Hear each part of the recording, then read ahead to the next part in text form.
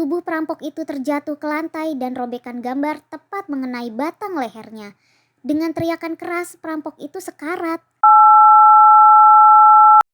Halo guys, selamat datang di YouTube channel aku. Kali ini aku akan menceritakan kisah horor yang bikin bulu kuduk kalian merinding. Kisah yang aku akan ceritakan kali ini karya penulis tanah air Tuti Kasih dengan judul buku Merinding. Cerita ini berisi kisah di luar nalar yang dituangkan kembali oleh penulis berdasarkan kisah nyata yang pernah didengarnya langsung. So, stay tune terus di YouTube channel aku, jangan dengerin sendirian ya.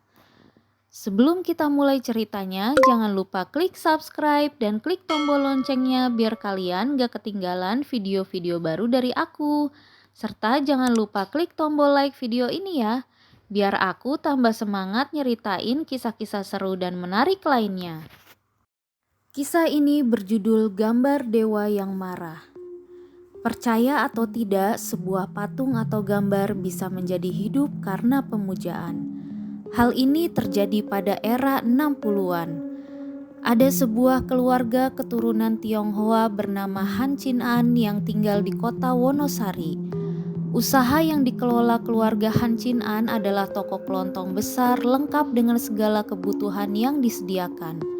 Warga di sekitar lebih menyukai berbelanja di toko Han Chin An.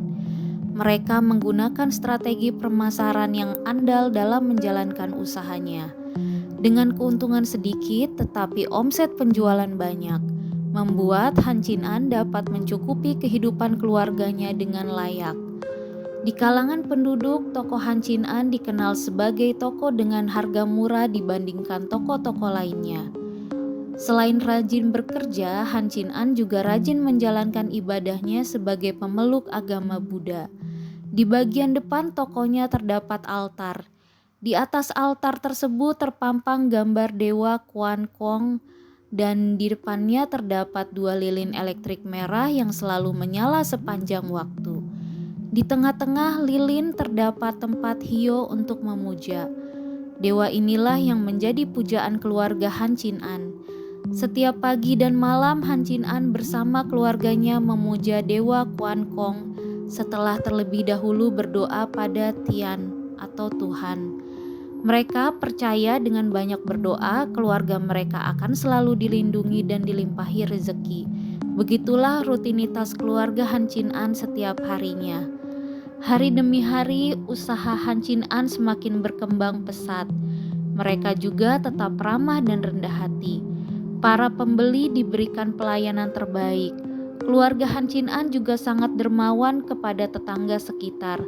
Para tetangga sangat menyukai dan menghormati keluarga Han Chin An. Namun masih ada juga orang-orang yang sirik dan tidak menyukai keluarga ini. Pada suatu malam saat keluarga Han Chin An tertidur lelap, masuklah beberapa orang yang berniat buruk ke rumahnya. Mereka adalah orang-orang yang iri hati terhadap kekayaan keluarga Han Chin An. Tanpa kesulitan, perampok-perampok ini meringkus keluarga Han Chin An. Perampok-perampok itu mengikat mereka di ruang tengah tempat keluarga itu biasanya berdoa pada dewa Kuan Kong. Dengan leluasa, perampok-perampok yang berjumlah 4 orang itu mengumpulkan uang tunai dan harta benda berharga lainnya milik keluarga Han Chin An. Tiba-tiba salah satu perampok nyeletuk, "Ini dewa yang membuat keluarga ini kaya raya. Ayo kita singkirkan gambar itu biar sumber kekayaan mereka hilang," kata perampok sambil menunjuk gambar dewa Kuan Kong. Perampok itu pun langsung mencari pijakan untuk naik ke atas altar. Seorang temannya berusaha mencegah tetapi tidak digubris. Gambar dewa Kuan Kong yang ada di atas altar itu dalam posisi duduk dan mengenakan pakaian kebesaran untuk perang. Tangan kanannya memegang golok besar, wajahnya yang merah dan disertai janggut panjang menambah keangkeran penampilannya. Perampok yang berniat buruk pada gambar dewa Kuan Kong telah membawa kursi ke dekat altar. Aneh, biarpun dia memakai kursi sebagai pijakan, tangan perampok tersebut tidak juga sampai untuk meraih gambar tersebut. Hal ini semakin membuat penasaran. Sementara teman-temannya yang lain mengajak untuk segera bergegas pergi meninggalkan tempat itu sebelum keamanan datang. Karena didorong rasa penasaran dan keinginan besar untuk memusnahkan gambar dewa Kuankong, perampok itu meneruskan niatnya untuk merobek gambar dewa yang dianggapnya sebagai sumber penghasil kekayaan keluarga Han Chin An. Usaha perampok itu berhasil. Salah satu tangannya berhasil meraih ujung gambar, lalu merobeknya dengan keras. Saat itu pula kursi yang dipakai sebagai pijakan bergoyang lalu terguling. Tubuh perampok itu terjatuh ke lantai dan robekan gambar tepat mengenai batang lehernya. Dengan teriakan keras, perampok itu sekarat. Darah segar mengalir deras dari batang lehernya yang terluka oleh gambar tangan Dewa Kuankong yang memegang golok besar. Kawanan perampok lainnya terkejut, bahkan salah seorang di antara mereka pingsan karena melihat darah yang mengalir begitu banyak. Dua perampok lainnya berinisiatif untuk kabur meninggalkan tempat itu tanpa sempat membawa harta jarahan milik keluarga Han Chin An. Teriakan kesakitan perampok itu membangunkan tetangga sekitar rumah keluarga Han Chin An.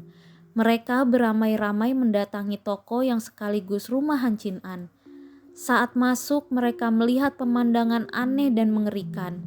Semua keluarga Han Chin An terikat dengan mulut tertutup, sementara dua orang yang tidak dikenal tergeletak. Seorang di antaranya pingsan, sementara yang satu lagi mati mengenaskan dengan leher terluka hampir terpotong. Peristiwa tersebut menggegerkan seluruh warga. Dari keterangan perampok yang pingsan itu, polisi akhirnya berhasil meringkus komplotan yang lainnya.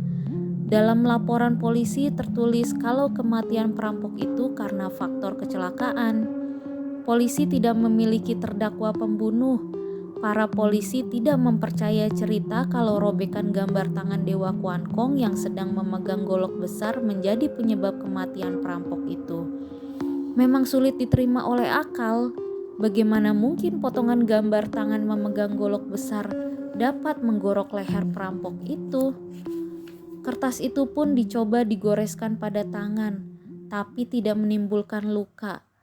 Untuk menuduh keluarga Han Chin An juga tidak mungkin karena saat peristiwa terjadi mereka dalam keadaan tidak berdaya. Tubuh mereka terikat erat. Hal itu juga dikuatkan oleh keterangan para tetangga yang datang. Ada isu yang mengatakan kalau gambar Dewa Kuankong yang disembah keluarga Han Chin An marah besar karena perampok itu berani mengusik pengikutnya. Cerita keluarga Han Chin An menjadi buah bibir dalam jangka waktu yang lama. Keluarga Han Chin An sendiri percaya kalau Dewa Kuankong yang dipujanya melindungi mereka sekeluarga. Setelah dibersihkan dari noda darah yang menempel, gambar Dewa Kuankong yang robek disambung kembali dengan hati-hati dan ditempelkan kembali pada dinding altar di tempat semula.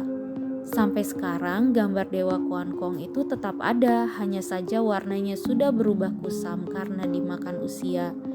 Tidak seorang pun yang tahu apa yang sebenarnya terjadi di balik peristiwa itu. Semua kejadian susah dicerna oleh akal. Demikianlah kisah tentang gambar dewa yang marah. Semoga dari kisah ini kita dapat mengambil hikmah dan pelajaran bahwasanya misteri kehidupan dan kematian itu sangat banyak dan kita sebagai manusia yang terbatas kemampuannya tidak akan pernah bisa mengungkapnya. Sebuah misteri adalah privasi mutlak Tuhan dan tidak akan pernah menjadi milik manusia. Guys, kasih komen di bawah ya, kalian lebih suka aku ceritain kisah apa? Kisah horor kah, kisah inspiratif, kisah humor, atau lainnya? Silahkan di komen ya guys. Dukung aku terus dengan klik like dan subscribe sebanyak-banyaknya. Terima kasih.